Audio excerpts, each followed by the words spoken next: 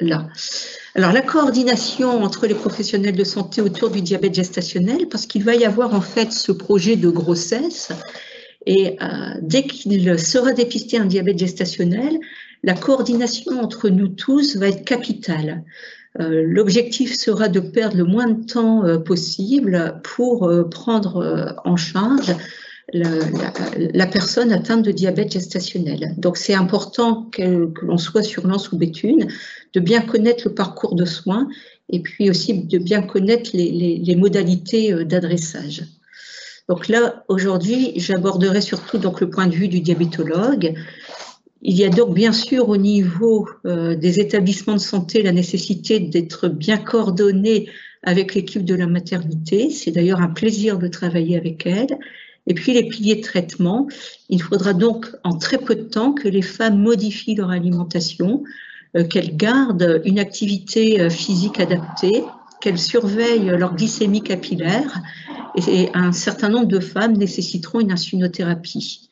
Et l'on verra en fait pour tous les professionnels de santé que c'est une histoire à suivre à vie puisqu'il y a un risque métabolique pour la maman, notamment de développer un diabète de type 2 et ça c'est un élément extrêmement important à avoir en tête, mais également, et maintenant c'est de mieux en mieux connu pour l'enfant, et donc une maman qui va avoir un diabète gestationnel, ça va impliquer l'environnement et c'est l'occasion de mettre en place de réelles mesures de prévention pour éviter les risques métaboliques, cardiovasculaires et liés au diabète. Donc, diapositive suivante.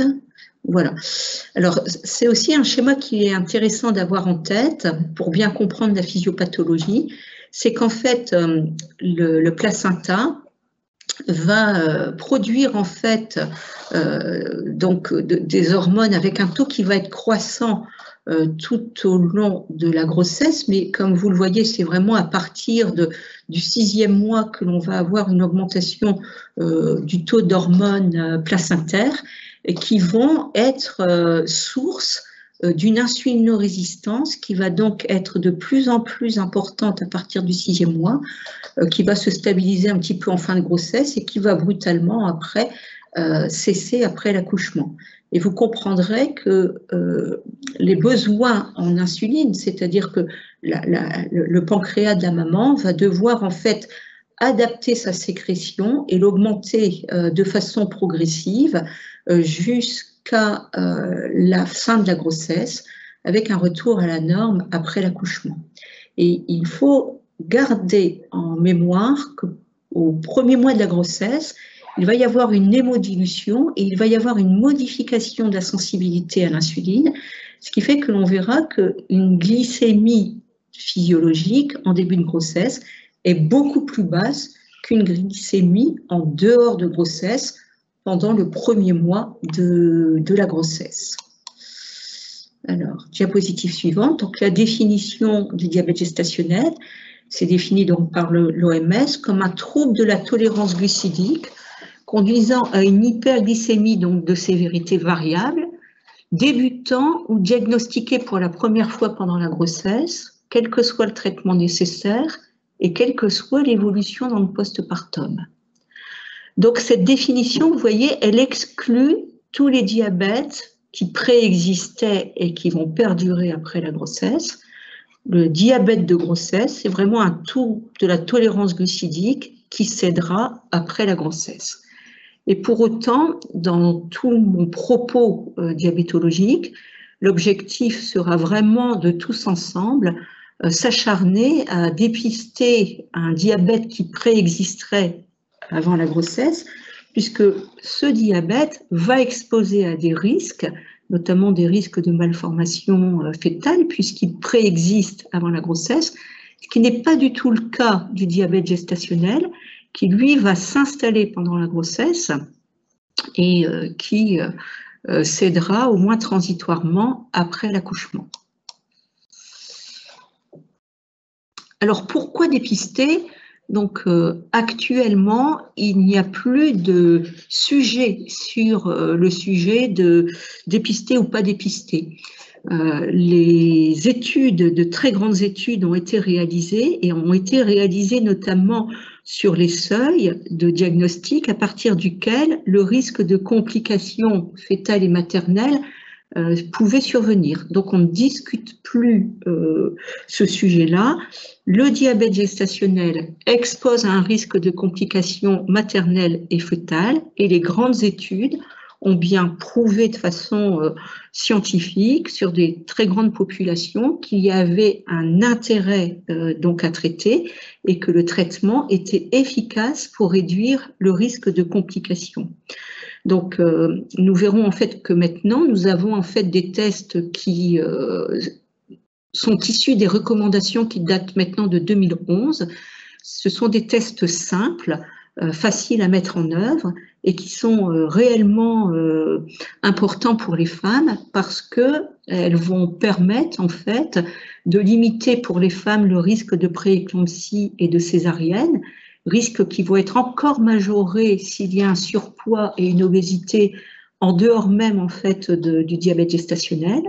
Et puis vous connaissez le risque de macrosomie, le risque de macrosomie qui va entraîner des accouchements beaucoup plus difficiles, qui peut entraîner donc en fait des extractions instrumentales et qui peut aussi entraîner les craintes en fait des gynécologues obstétriciens, c'est-à-dire en fait un plexus brachial, une fracture de clavicule. Pourquoi? Parce que le nouveau-né en fait d'une maman qui aura un diabète, il est macrosome, mais en fait il a surtout en fait un excès de poids au niveau de la tête et des épaules.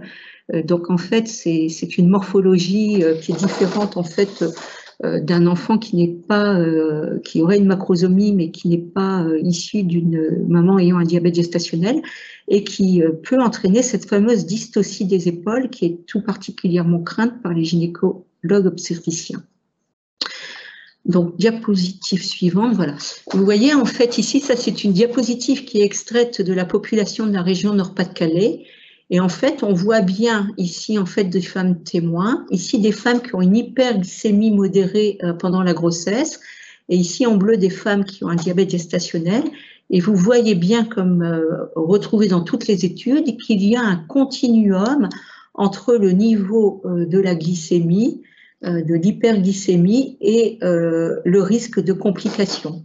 Ici, pour l'hypertension artérielle gravidique, le risque de césarienne, la macrosomie et donc après tout ce qui peut être lié donc aux complications métaboliques de début de vie, la détresse respiratoire, les transferts en néonate, les hyperbilirubinémies. Alors, les recommandations actuelles sont vraiment faites pour dépister les femmes qui sont les plus à plus haut risque. Et donc, en fait, ces modalités de dépistage, on va voir qu'elles vont reposer donc sur une glycémie à jeun en fonction de facteurs de risque de diabète gestationnel. Donc, l'idéal serait d'avoir d'ailleurs une glycémie à jeun préconceptionnelle chez les femmes qui sont exposées au risque, notamment toutes les femmes qui ont et on le reverra sur une autre diapositive, donc un état d'obésité, et plus l'état d'obésité est important, plus la glycémie à jeun préconceptionnelle est importante pour les équipes, parce qu'elle permettrait de s'assurer qu'encore une fois qu'il n'y a pas de diabète préexistant. Donc une glycémie à jeun lors de la première consultation prénatale est vraiment un grand message de ce webinaire. Et le suivant. La glycémie, elle doit être faite après 12 heures de jeûne, au moins 8 heures idéalement. Ça, c'est important pour ne pas fausser cette glycémie.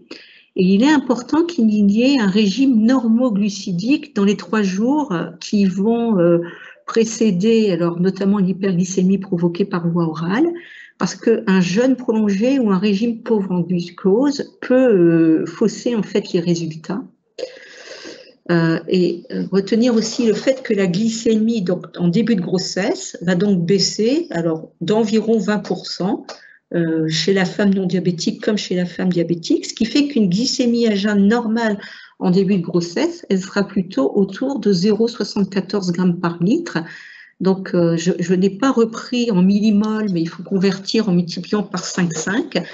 Ce qui veut dire qu'en fait, lorsque l'on dit qu'une femme est atteinte ou présente un diabète gestationnel si sa glycémie est supérieure ou égale à 0,92, eh bien, vous voyez qu'on est loin du 0,74.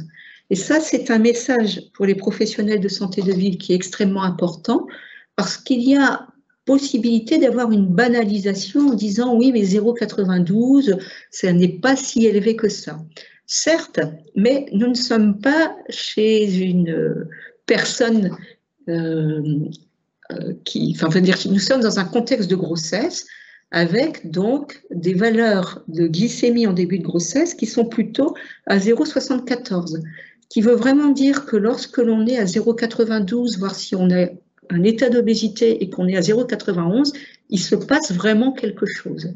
Et que, encore une fois, des études ont montré que l'importance en fait de la prise en charge et du traitement pour éviter le risque, notamment en fait au moment de l'accouchement. Alors parfois on pourrait, c'est plus rare, diagnostiquer un véritable diabète de type 2. Donc là, la définition de l'OMS, c'est une glycémie à jeun supérieure ou égale à 1,26 à 2 reprises. Donc dans ce contexte-là, on pourrait discuter de refaire un contrôle.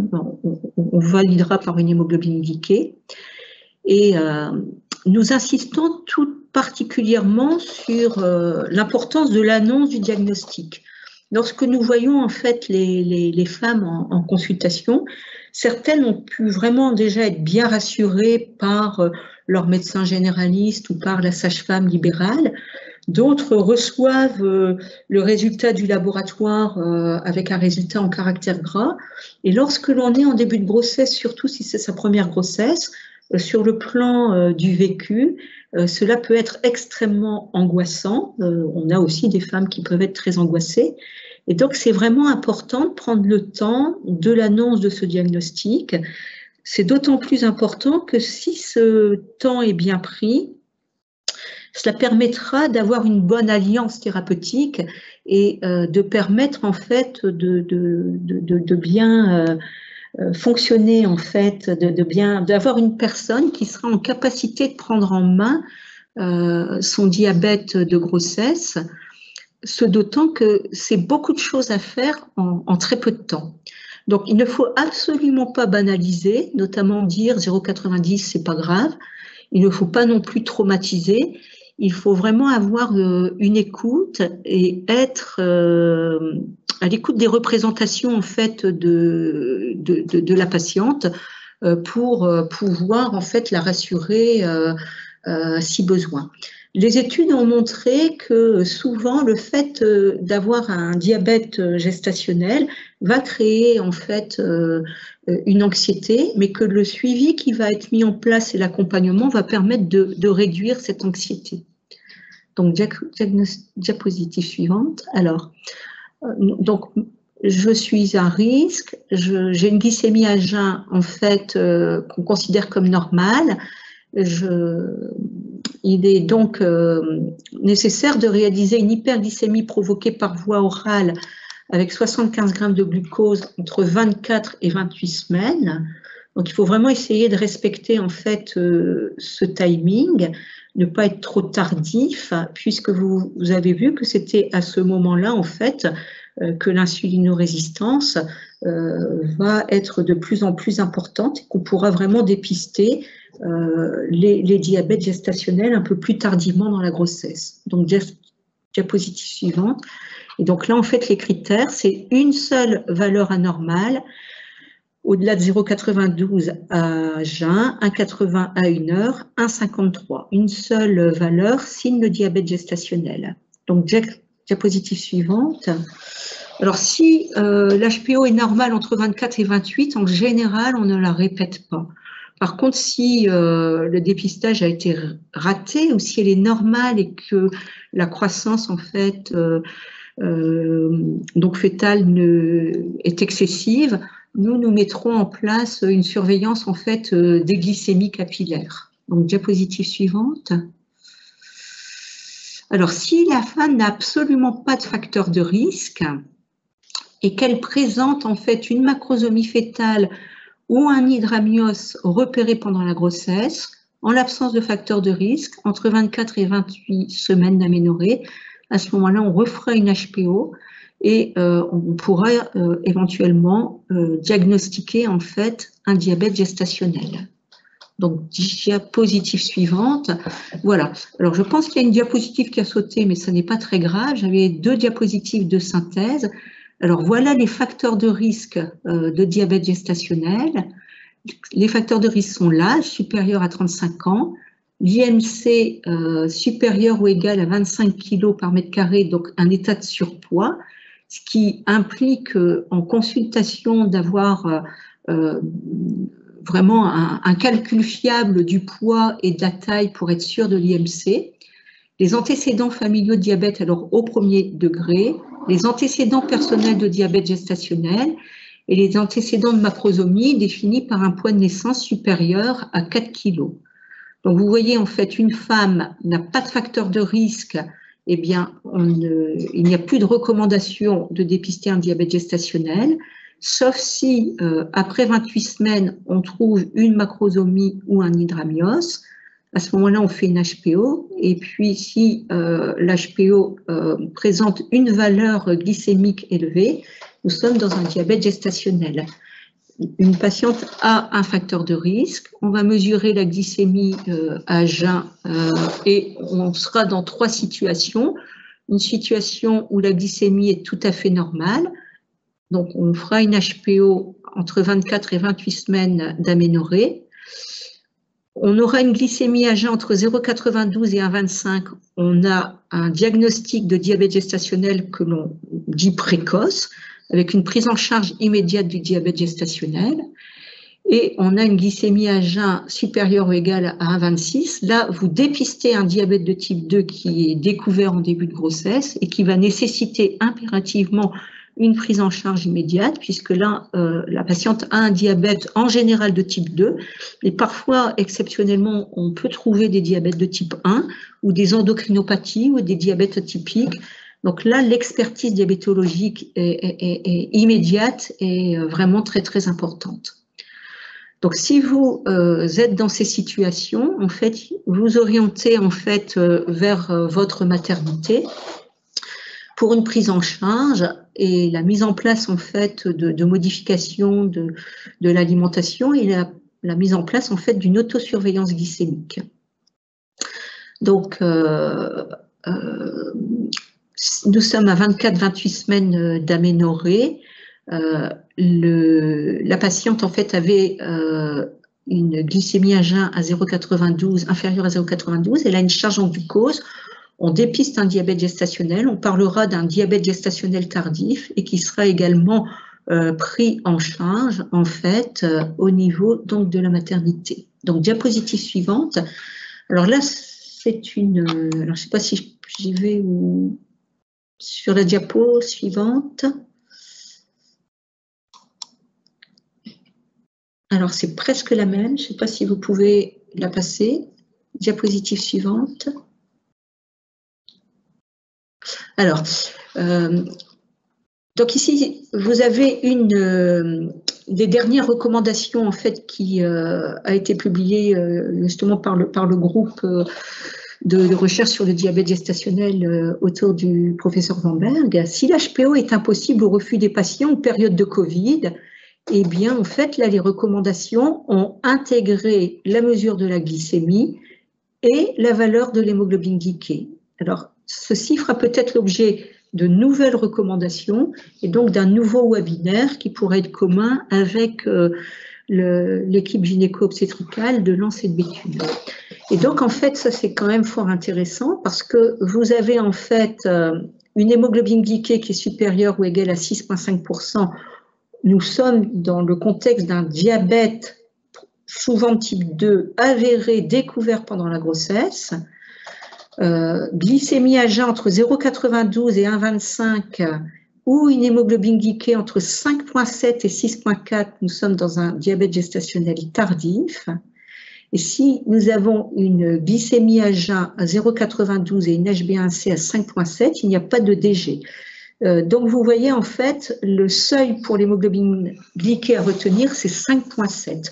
La population générale est à peu près autour de 5,4 et la population des femmes qui ont une grossesse, comme nous avons vu que les glycémies sont plus basses, et bien l'hémoglobine glyquée est également plus basse. Donc diapositive suivante. Alors, la prise en charge, en général, elle se fait en hôpital de jour. Et là, vous allez avoir toute une équipe multidisciplinaire avec un rôle capital, en fait, de la diététicienne, de l'infirmière, le médecin diabétologue qui fera la synthèse avec l'obstétricien. Et puis, en fonction des centres, on peut avoir accès à une consultation avec un psychologue ou avec un éducateur médico-sportif. Donc, nous allons regarder, en fait, la TSH systématiquement parce que les anomalies thyroïdiennes sont assez fréquentes. Elle doit être inférieure à 2,5 unités au premier trimestre et inférieure à 3 unités au deuxième ou troisième trimestre de la grossesse. Donc, diapositive suivante, j'ai bientôt fini. Voilà en fait le programme en fait qui est présenté le parcours au centre hospitalier de Béthune. Donc, en général, les sages-femmes libérales, les médecins généralistes, voire les femmes elles-mêmes, en accord avec leurs médecins généralistes, prennent contact soit avec le secrétariat de la maternité, soit avec l'hôpital de jour. À savoir que vous allez bientôt pouvoir passer par Omnidoc, y compris pour les sages-femmes, parce que pour l'instant, je sais qu'il y a des mails et que ça n'est pas encore sécurisé. Ce sera l'objectif d'en discuter avec les réunions ville-hôpital. Et puis ensuite donc, nous avons donc, l'hôpital de jour, la mise en place des conseils diététiques, de l'autosurveillance glycémique. Et en fait, tous les centres, nous travaillons en fait en télémédecine et nous travaillons sur une plateforme qui s'appelle MyDB, qui est en fait une plateforme nationale. Et je vais vous montrer quelques exemples qui permet en fait d'avoir un suivi à distance des femmes, puisque pendant la grossesse, il va falloir modifier les traitements et s'il y a une insuline qui est mise en route, modifier très vite les doses d'insuline. Il faut être extrêmement réactif. Donc vous voyez en fait ici au niveau d'un centre hospitalier comme celui de Béthune, nous avons à peu près 200 nouvelles femmes avec un diabète gestationnel là, qui sont souvent donc avec un niveau de précarité élevé. Et vous voyez en fait qu'une mise sous insuline, c'est à peu près, c'est plus de 30% en fait des femmes. On a quelques femmes qui ont un diabète de type 1. Nous travaillons avec le centre hospitalier de Lens. Notre maternité est de niveau 2 et celle de Lens niveau 3. Et puis donc des femmes qui ont un diabète de type 2. Donc, la prise en charge, donc diapositive suivante, c'était bien. Donc, en fait, nous avons un programme d'éducation thérapeutique spécifique. L'autosurveillance sera 4 à 6 fois par jour à jeun et 2 heures après chaque repas. En général, c'est 6 par jour. Parfois, on peut alléger quand tout va bien. Et je rappelle qu'il n'y a aucune limitation de remboursement des consommables parce que parfois, dans certaines pharmacies, on peut dire parfois qu'on n'a que 200 bandelettes. C'est faux. Pendant la grossesse, il n'y a aucune limitation. Et vous voyez, les objectifs sont extrêmement stricts. 0,95 avant les repas. Si on était 1 heure après le repas, 1h40 et 2 heures après, 1h20. Donc, diapositive suivante. Alors, ouais, c'est ça, c'est un petit souci. Voilà. Donc, je ne vais pas avoir le temps donc, de ce fait-là traiter la modification de l'alimentation. L'objectif est de ne pas entraîner de restrictions alimentaires. Je ne pourrais pas non plus parler de l'activité physique, alors en sachant qu'ici sur le Béthunois, il y a un relais avec l'association Prévart.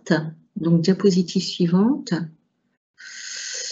Alors, le suivi, en fait, va surtout être basé sur les modifications de l'alimentation quand c'est nécessaire, mais même parfois, lorsque l'alimentation est strictement suivie, du fait de la problématique de l'insulinorésistance et de l'insuffisance de sécrétion d'insuline, eh bien, nous serons amenés en fait à mettre en place une insulinothérapie si les objectifs ne sont pas atteints. Donc, diapositive suivante.